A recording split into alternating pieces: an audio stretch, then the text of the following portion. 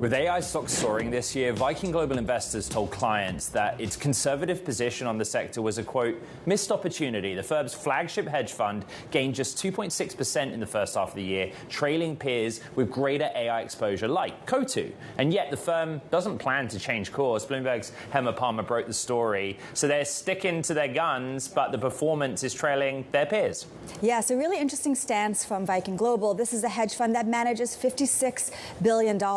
And they're taking a divergent view from what we're seeing from many of their peers that are really jumping on this AI beta market. And meanwhile, Coatue really a lot more cautious, not partaking in a lot of these stocks. And we're seeing this in their performance with their hedge fund up about 7.5 in the second quarter, but still only up 2.6 for the full year so far. And that's a great degree less than many of their competitors.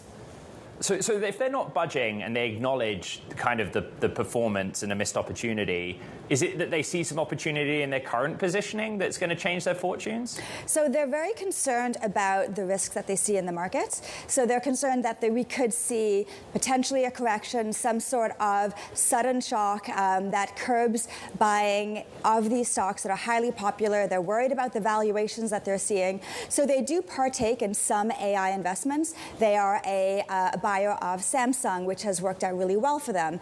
But a lot of their portfolio is in other things like consumer, financials, industrials. And some of those stocks, some of those trades really aren't working as well as they would hope.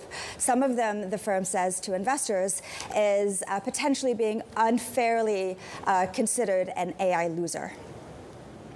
Very quick, Hema. Historically, good performance of Viking or bad performance? You know, historically strong performance, and because of their cautious tone a couple years ago in 2020 and 2021, that saved them from a lot of the troubles we saw amongst their peers in 2022 when we saw that stock market crash when it came to tech stocks and private valuations. And now it saved them then. Investors may be hoping if there's a correction in the future, it'll save them today.